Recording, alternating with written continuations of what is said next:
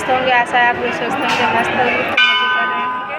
और देखिए इतना काफ़ी यहाँ भीड़ है, इतना ज़्यादा भीड़ है। देखो हम अंदर दर्शन करने नहीं जा पा रहे हैं दोस्तों।